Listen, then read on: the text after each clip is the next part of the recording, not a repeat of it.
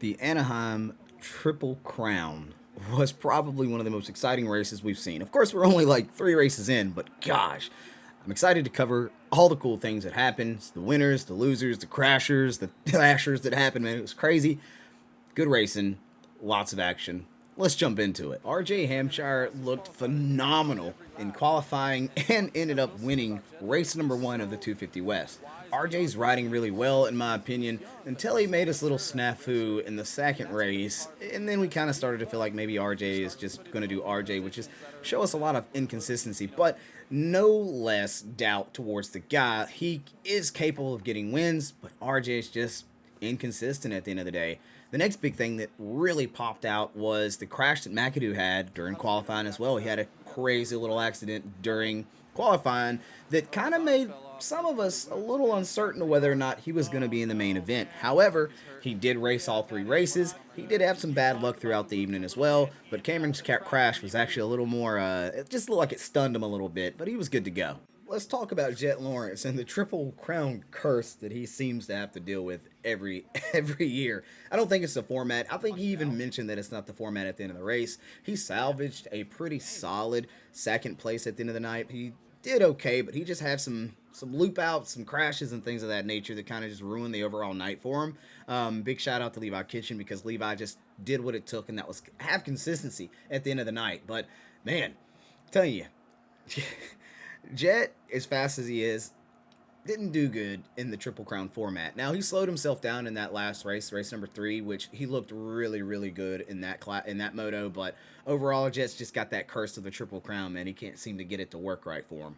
Just to take a quick second to talk about the Futures race that took place, where it seemed like Deegan was the highlight of the Futures. And honestly, guys, I got a lot of stock in Deegan. I think he's going to be great, but gosh, they keep gassing that kid up so much, meaning they're setting the bar so freaking high. And I feel like it can be a little counterintuitive for him because, I mean, if you see his name everywhere and he doesn't win, kind of puts a lot of pressure on the kid. And, you know, he crashed in his Futures race. He still ended up with a top 5, which is great. His accident was a little bit, it's like most of his missteps were kind of self-inflicted, right? But there you go. It just comes to show, like, he's got the capability, he's got the speed, but he's still learning, like, you know, the focus portion of it and making the right decisions. But, you know, Deegan did good. Deegan did good. Guys, just calm down, let him grow, and he'll be there one day. Let's get to the 450s for sure. I honestly love the Triple Crown format because anything's possible. Now, we just covered the majority of what I thought was really, really cool and relevant in the 250 class, but the 450s, I have to admit, guys, some of the racing was the most intense, most exciting to watch. I mean, we have some crazy things to really get into. But let's start off with what happened in race 1 when, I'm telling you, Sexton was riding good. But watching Daggone Roxon, he tripled on and he tripled off the tabletops. It was super duper clean. Nobody had done that. Roxon's still showing us that he's got what it takes to make some really cool things happen, in my opinion. I was super duper pumped to see Cooper Webb racing, to see Justin Anderson. What? To see Anderson out there racing with Cooper Webb. But I'm telling you guys, when Anderson put that move on Webb, I thought like Webb was gonna go off. I thought it was gonna be over. Good racing in the race 1. I still think Anderson cut Webb down a little bit. I think he knew what he was doing. I watched his body language. It was intentional at the same time. I don't know. Webb, I'm surprised Webb didn't come back, but I guess he really didn't have a great opportunity to. I really don't care what anybody says. Race number 2 between Tomac and Roxon was the best racing we've seen this season. It was the best race of the entire night. The back and forth between those two was phenomenal. It was a lot of fun to watch, and it's really one of the reasons why I absolutely love this sport when there's two like big dudes out there doing their thing, racing the right way. It was phenomenal to see those two go at it the way they went at it. Great racing all up until the point Kenny washed out. Tomac passed him. Still, I'm telling you guys, Ken's got some gas in the tank, man.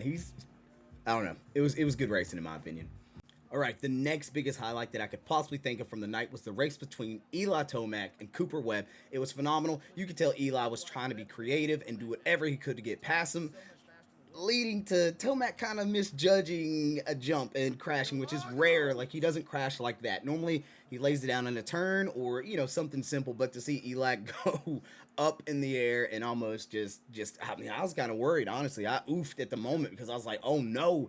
But, yeah, the whole night was full of great racing. That battle was phenomenal. I would like to say if Tomac hadn't made the mistake, there would have been some more good racing between those two going back and forth. But a highlight A2, the Triple Crown was phenomenal, guys. If you didn't get to see it, make sure you go check it out.